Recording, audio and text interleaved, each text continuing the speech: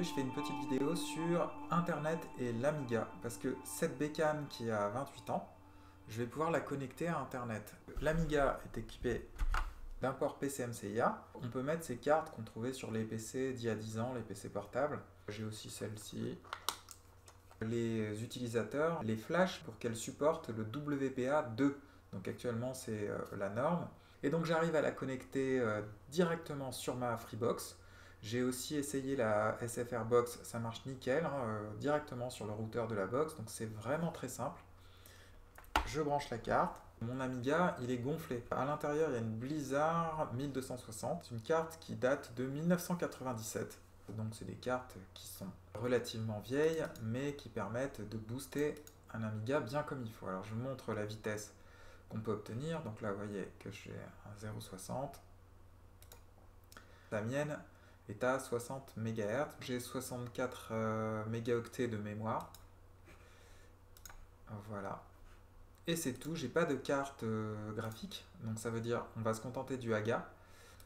Ensuite, voici mon dossier internet qui contient toutes sortes d'applications qu'on va tester aujourd'hui. Je voulais vous montrer que j'ai un script qui permet de lancer la pile TCP/IP. On pourrait faire en sorte qu'elle se lance lors du démarrage de l'Amiga, mais je le fais pas parce que d'abord ça pourrait ralentir un poil le multitâche.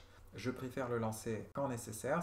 Et puis aussi, il y a une incompatibilité entre Wireless Manager fourni avec Prism et WHD Load qui fait que les jeux et les démos se bloquent au bout de quelques secondes. Donc du coup, je me suis fait un script comme ça, alors je vous montre comment il marche. Voilà, et c'est Miami qui se lance comme pile TCP/IP, et là j'ai le Wi-Fi. J'utilise ToolsPrefs qui permet de faire un menu custom. Donc ToolsPrefs lance une commande CLI execute qu'il y a sur le système. Dans le dossier internet, j'ai mis un script qui s'appelle démarre internet. Je vais vous montrer ce qu'il contient. Voilà, c'est un simple texte. Run vers nil, ça veut dire bon, il affiche pas dans une fenêtre Wireless Manager et le Prism. Donc ça, quand tu installes Prism, qui est le pilote actuel pour les cartes PCMCIA Wi-Fi que j'ai montré, ça se met dans la User Startup. Et donc moi je l'ai retiré de la User Startup puisque moi j'ai envie de profiter de mes jeux WHD Load. Et ensuite dans la foulée ça lance Miami DX. Donc Miami DX c'est pour moi pour le moment la meilleure couche TCP/IP pour l'Amiga. Alors elle n'est plus développée. Je vous montre juste un coup à quoi ça ressemble. Donc voilà, c'est très simple.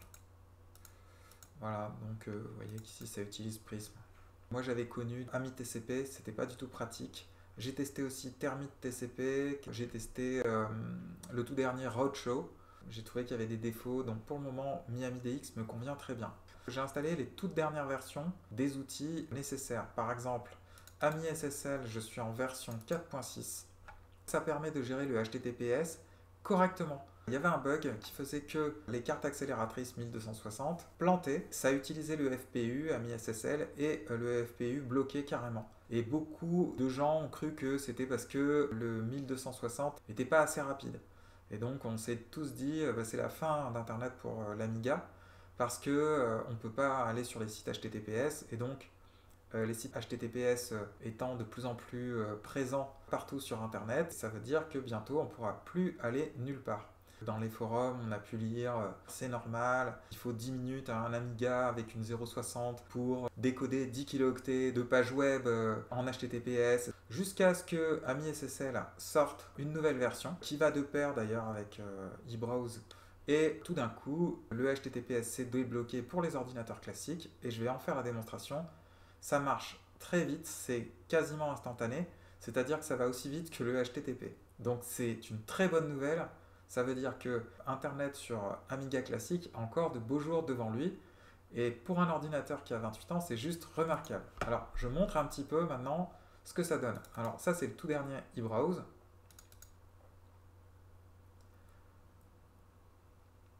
Voilà, donc la version 2.5.3. Je ne sais plus combien il coûte, je ne sais pas s'il coûte 50 ou 60 euros. Il y a eu aussi toute une polémique comme quoi il était cher et tout. Bon, moi je l'avais utilisé en version pirate puisque je souhaitais l'acheter mais on ne pouvait pas. Il n'était pas sur le catalogue, il disait bientôt vous pourrez l'acheter. Ce bientôt vous pourrez l'acheter a duré 10 ans. Et au final maintenant ils ont pu le vendre, donc je me suis acheté cette version, surtout que j'utilise beaucoup. Et c'est de loin mon navigateur préféré, je vais vous en montrer d'autres. Mais franchement sur Amiga classique c'est vraiment utile. Là, je suis en Wi-Fi, connecté à ma Freebox direct. Premier truc, je vais aller sur Aminet. Alors là, pour le moment, c'est un site en HTTP. Ça affiche les images correctement. J'utilise les Warp Data Type. C'est Olivier Roberts qui fait ça. Il participe à eBrowse. Je soutiens à fond les auteurs. Et bon, il y a d'autres data types qui sont opérationnels. Alors, je vous montre quand même les préférences pour ces data types, pour ceux que ça intéresse. Donc, ça ressemble à ça. Il me sert surtout pour le JPEG. On peut le régler et ça va avoir une influence sur eBrowse. Et ici, il y a le PNG aussi qui va avoir évidemment une influence sur eBrowse. Alors, vous notez qu'il n'y a pas de GIF, parce que le GIF est sous licence et il coûte cher, donc voilà, il appartient à CompuServe. Alors que le PNG, bon, il a été développé, je crois, par le W3. Du coup, il est libre et il n'y a pas besoin de licence pour faire un décodeur PNG. Donc la résolution que j'utilise, c'est ici, dans MUI. Si je vais sur Système et que j'appelle l'inspecteur, je suis en 718 x 566. En gros, c'est du 640 x 512. Ça veut dire c'est du PAL entrelacé. Je suis en 7 bit plane, ce qui veut dire 128 couleurs. J'ai pas pris 256 couleurs, je pourrais puisque je suis en AGA. Il y a déjà 800 kilooctets de mémoire chip qui sont partis. Donc il faut faire attention à ça. Donc du coup, en passant en 128 couleurs au lieu de 256, les images sont pas trop mal. Et l'affichage est un poil plus véloce. Et donc je suis en overscan pour avoir 718 sur 566 au lieu de 640 x 512. Donc voilà pour les petites explications et la résolution que j'utilise. Ceci est donc la dernière version de eBrowse. Et alors, je voulais vous montrer autre chose. Donc vous voyez comment ça scroll. Alors, ceux qui ont une carte graphique, ils doivent dire que c'est bien poussif. Mais quand tu es habitué à un simple 1200 qui a 28 ans, c'est tout à fait correct d'utiliser ça. Et alors, pour avoir cette vitesse-là, parce que même ça, c'est plutôt rapide, j'ai utilisé, et j'en ai parlé dans une autre vidéo, FBlit et FText. C'est un système qui permet de copier des actions qui sont faites dans la mémoire chip du côté de la fast. Eh bien, ça accélère considérablement l'affichage. Alors, Aminet, c'est vraiment ultra pratique. Je vais faire une démonstration. Je vais par exemple télécharger un fichier. J'ai parlé de AmiSSL qui vient de sortir. Donc, le voilà ici. Donc, quand je clique dessus, alors vous voyez qu'il fait 5,9 MO. Donc, je le télécharge, voilà. Alors, ça va atterrir direct dans mon dossier temporaire. Voilà, j'ai réglé eBrowse comme ça. Et vous voyez ici la vitesse de téléchargement. Ici, les CPS, c'est un peu les kilooctets par seconde. Vous voyez que je monte à 160 kilooctets par seconde. Et là, il a téléchargé 40%. Donc, pour une archive de 6 mégas, ce qui est assez rare, en général, les archives sur Aminet, c'est plutôt 1 méga, voire un demi-méga. Donc, c'est vraiment pas un problème.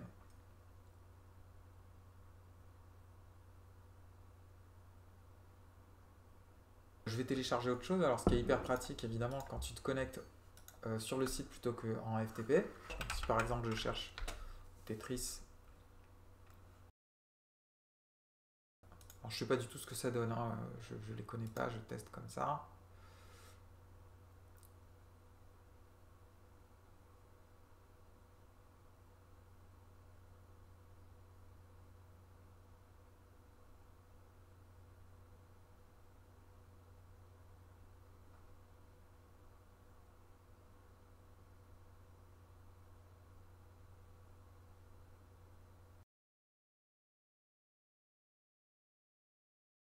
Et là, je vais prendre les jeux récents. Donc, par exemple, voyons ce que donne Ya Tetris. Il fait que 8 kilooctets, bon d'accord. Ok, je le télécharge, donc là évidemment c'est instantané.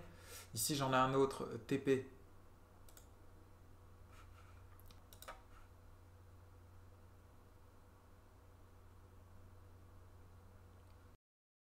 Et celui-là, tiens, allez hop. Donc Aminet, ici, marche super bien. Je vais vous montrer dans la foulée ce qu'on peut faire de tout ça. Donc par exemple, si je lance mon FileMaster, je vais dans le dossier AmigaOS T. Et ici, j'ai tout ce que je viens de télécharger. Voilà, alors je vais le désarchiver dans la RAM. Alors par exemple, on va essayer celui-là. Je fais unzip. Il y a Tetris. Et ici, pourquoi pas celui-là. Allez, c'est parti. Donc là, je les ai désarchivés vite fait dans la RAM. Je vous montre. Donc je les connais pas.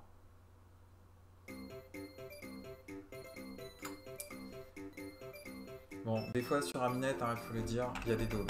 Bon, il marche, il marche. Voilà, ok. Il marche pas mal. Ça sent le truc fait sur Amos, vite fait ça. Bon, ok, ça me va. Alors, comment on se casse d'ici? J'appuie sur échappe, ça marche pas.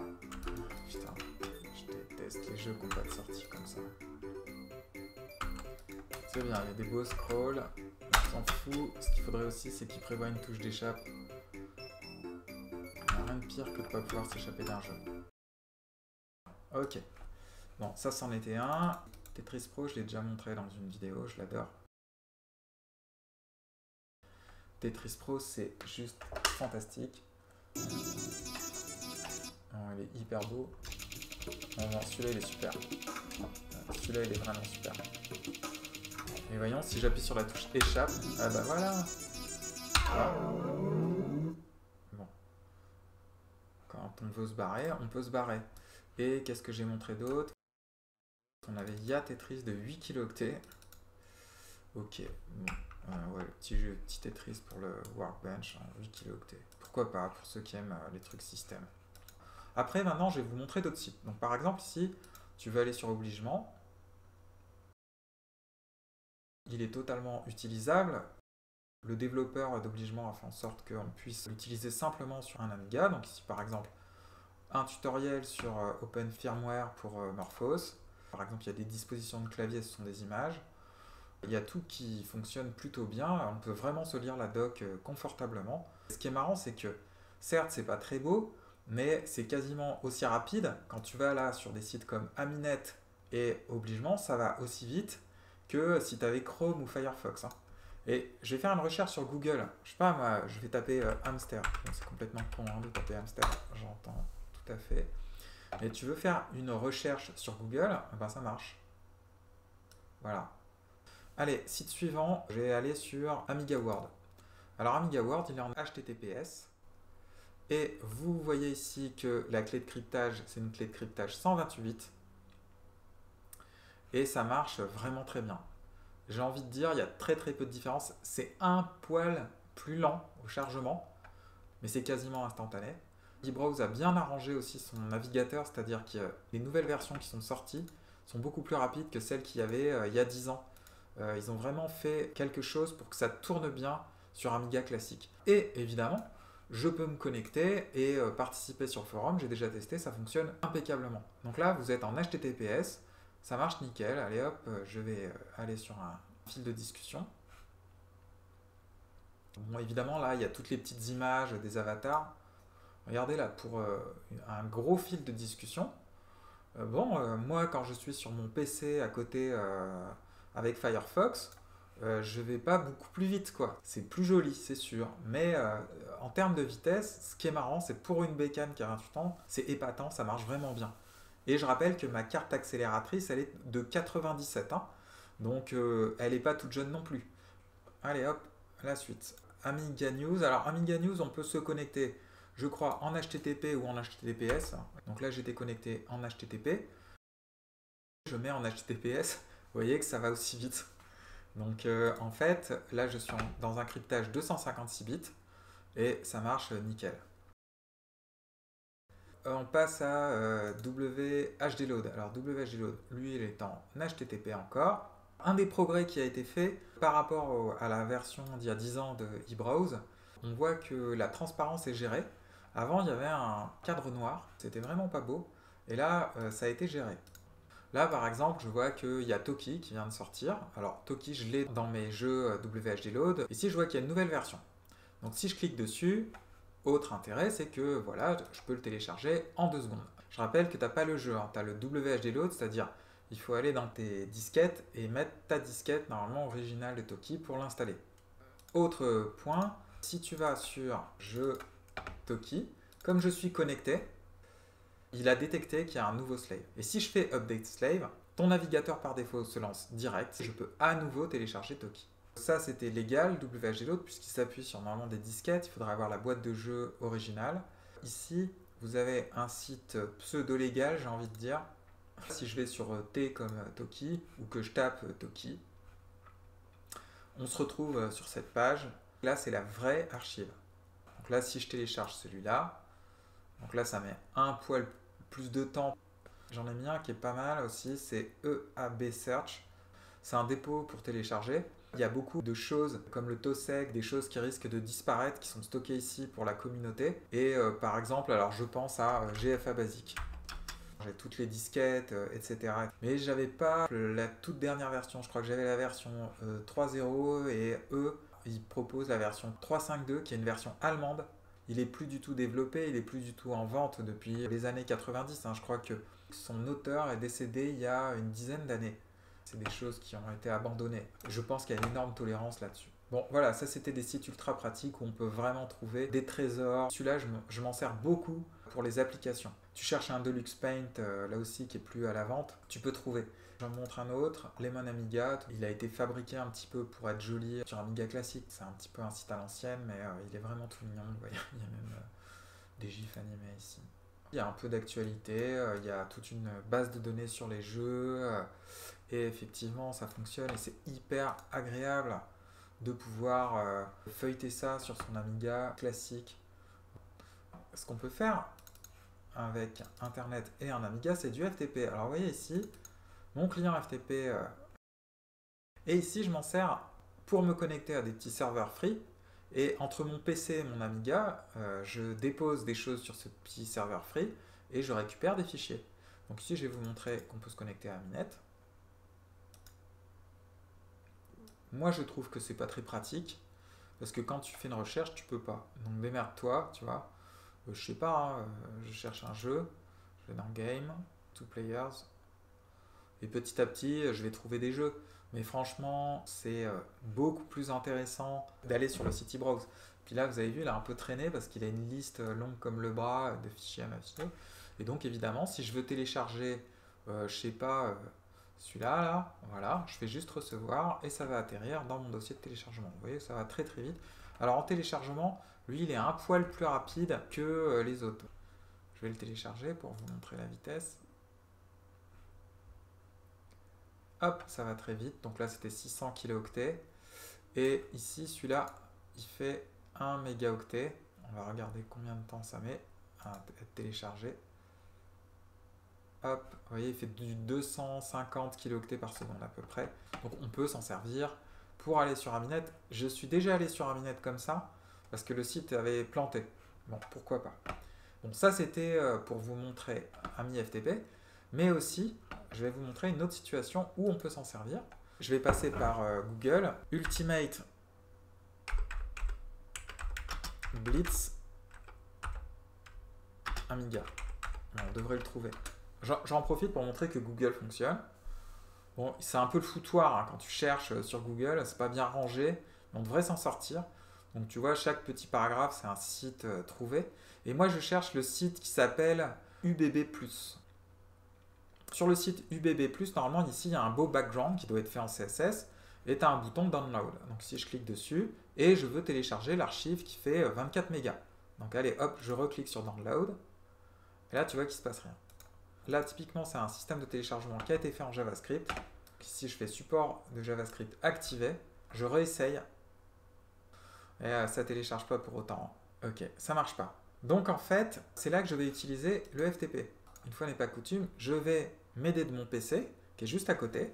Je vais utiliser FileZilla, je vais déposer l'archive sur un serveur free et je vais le télécharger avec AmiFTP.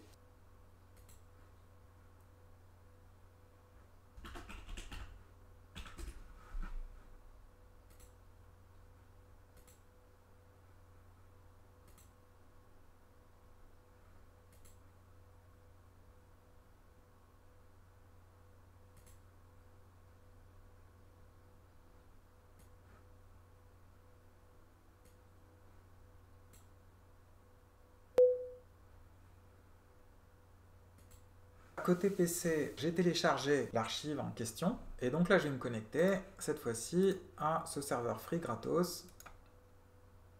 Et donc, j'ai l'archive ici qui est accessible. Je fais recevoir. Donc, vous voyez ici que la vitesse, c'est 250, 260 kilooctets par seconde.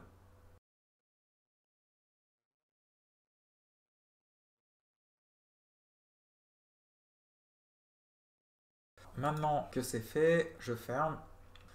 J'ai ici Ultimate Basic Plus, le zip, voilà, donc je peux très facilement le dézipper et l'installer.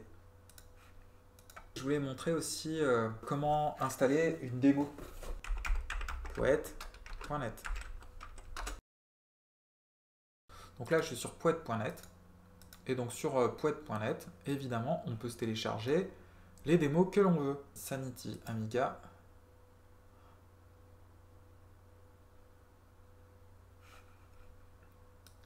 Bon, vous voyez que c'est pas un site adapté hein, pour l'Amiga classique, mais on s'en sort. Vous voyez, le système de colonnes, là, j'ai un tableau, il arrive à s'afficher. Elysium, une démo de 1991. 1991. Je ne vois pas Elysium, donc ça tombe bien. Pour ceux qui aiment les démos, c'est juste génial. Je me déplace avec mon Amiga dans quelques manifestations, et des fois, tu discutes et puis il te parle d'une démo, tu l'as pas. Et ben là, tu peux la télécharger. La carte Wi-Fi que voilà se connecte sur ton iPhone, ton Android, comme tu veux. Ça veut dire quand tu es en vadrouille, mon petit Amiga classique de 28 ans se télécharge ce qu'il veut. Je fais download. Apparemment, il m'a téléchargé le fichier binaire direct. Donc je vais faire télécharger. Ok. Une fois qu'il est téléchargé, le voilà. Je vais le mettre dans la mémoire vive. Et on va l'exécuter hein, direct. Mettre à jour.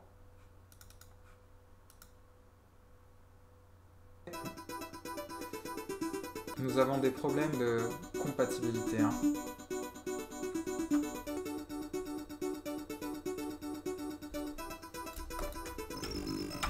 Bon, fallait bien un petit plantage. Donc comment je vais faire? Je vais sur Internet.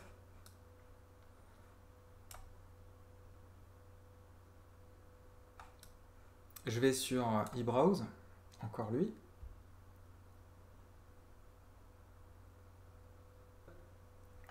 Dans WHGO, je vais taper Elysium en espérant le trouver.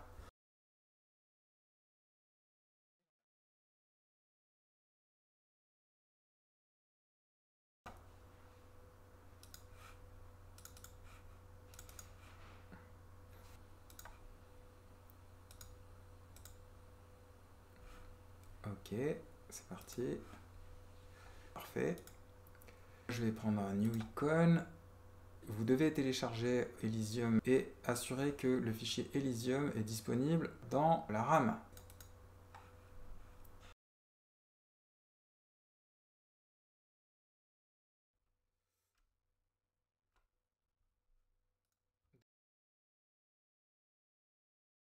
Ok, continuez. Ça a l'air de marcher.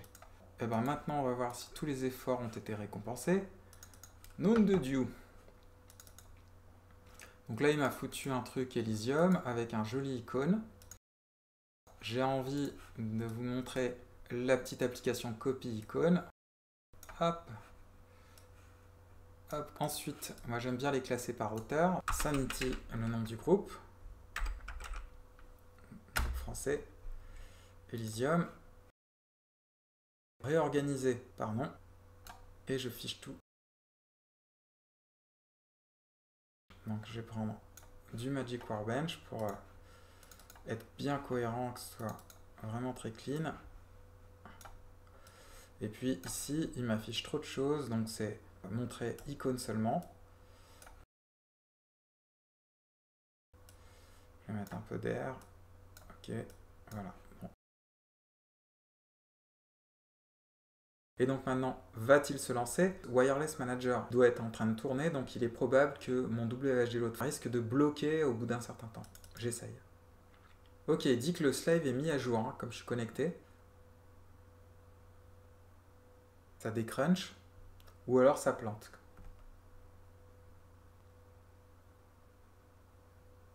Bon, alors ça a planté. Alors je redémarre. Incompatibilité avec Wireless Manager. Ce qui n'est pas grave. Quand quand je redémarre, l'application Wireless Manager n'est pas chargée. Si ma démo est en bon état, je devrais pouvoir la charger. Donc là voilà, Sanity Elysium.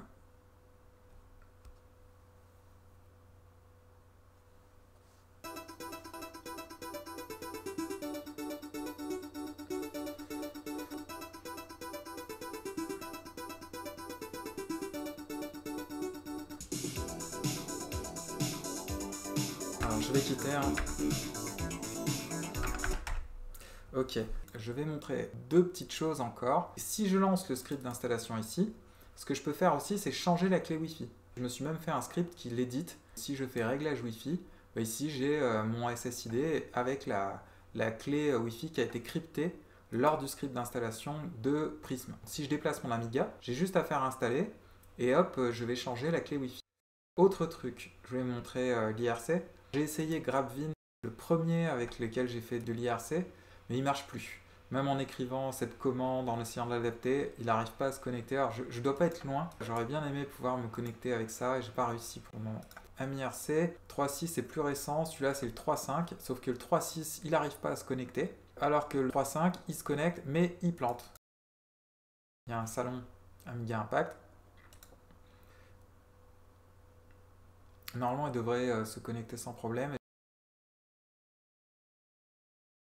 Donc ça c'est cool, ça fonctionne plutôt bien. Et maintenant, je ferme et il va se cracher. Donc là, je peux plus bouger la souris. Je vais le redémarrer. Ah bah, il faut bien que ça plante un petit peu, quoi. Sinon, ce serait pas un Amiga. Avec un petit gourou méditation.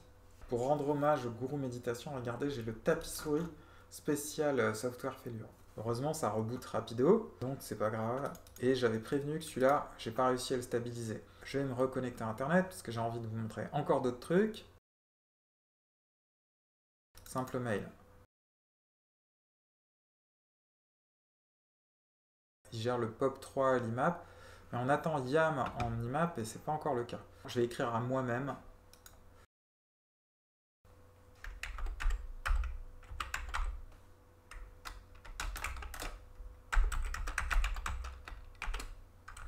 Tiens, je vais me parler en anglais parce que apparemment l'email est déjà prêt mais tout en anglais. Et je vais me dire quelque chose d'important. Poète. Envoyer maintenant. J'aime bien parce qu'il y a la fonctionnalité envoyer plus tard qui nous évoque cette époque où Internet coûtait cher. Donc on faisait une liste de mails. Donc si je fais send, vous voyez ici l'email. Honnêtement, tu reçois beaucoup de mails au format HTML et tu les lis pas bien. J'utilise peu ça, mais il est pas mal, vous voyez, il fonctionne encore. Ce que j'apprécie pas, c'est tu le lances et ça là, c'est juste inadmissible quand tu as un Amiga classique. On sent que les mecs, déjà, ils ont laissé tomber l'Amiga classique et qu'ils sont sur Amiga NG. Tiens, Voyageur, à l'époque, je m'étais enregistré. Il y avait un site Vapor, on pouvait s'enregistrer. Et c'est un super navigateur. Alors, sauf que lui, il gère plus le HTTPS, il est connecté direct sur Aminet et il télécharge correctement les trucs. Si je veux télécharger un programme, allez, hop, je télécharge celui-là. Voilà. Il est très rapide, il n'y a pas que eBrowse dans la vie. Si je veux lire obligement, c'est bon. Mais après, si je veux lire Amiga Impact, c'est mort. On est en HTTPS et il gère pas. Alors, encore un truc que je voulais vous montrer, NetSurf. C'est un gros navigateur qui gère le langage CSS. On sent que le mec qui fait NetSurf, il le fait surtout pour Morphos et OS4. C'est-à-dire, il voudrait faire un petit navigateur un peu entre eBrowse et OWB. Il fait un truc pour le Haga, donc là, c'est ce que je vais vous montrer. Alors, ça, c'est une version relativement récente qui a quelques mois. C'est la version 3.10. Il a fait un effort sur l'interface. Avant, l'interface, c'était une image. Je vais aller sur Aminet. Tu vois, tu peux pas tout effacer vite fait. C'est pas pratique. Aminet.net. Alors, le HTTPS, il le gère pas bien. Pourtant, il utilise AmiSSL, j'avais vu. Depuis les dernières versions, avant il gérait lui-même le SSL, maintenant il s'appuie sur AmiSSL et il l'a jamais bien géré. Alors là, je prends pas de risque, je prends un site minimaliste et je me connecte sur aminet.net.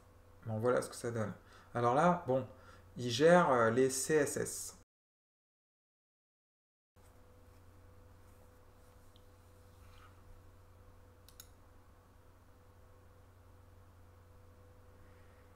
c'est lent, c'est pas possible.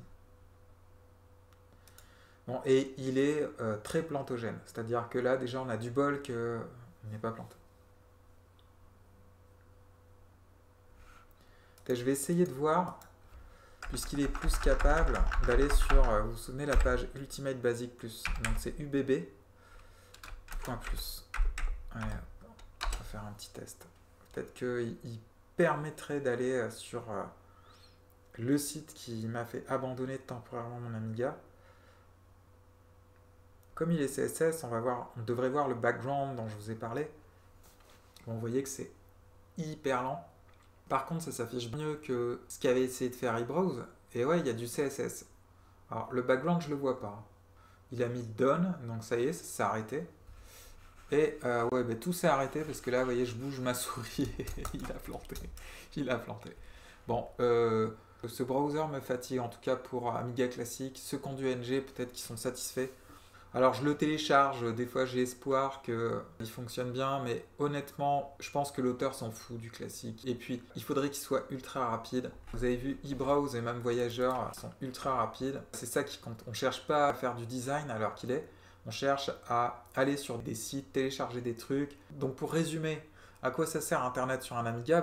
À télécharger des jeux, à télécharger des démos, des applications, à faire donc du FTP et on peut même envoyer des mails, à faire de l'IRC, pourquoi pas. On peut faire des trucs basiques mais qui sont essentiels en fait. Et il y a plein de sites qui sont utilisables. Et cerise sur le gâteau, tous les sites en HTTPS sont désormais gérés grâce à AmiSSL dernière version. Donc c'est vraiment quelque chose pour moi de remarquable de pouvoir faire tout ça avec une machine qui a presque 30 ans. Voilà, donc je vous dis à la prochaine vidéo. Salut!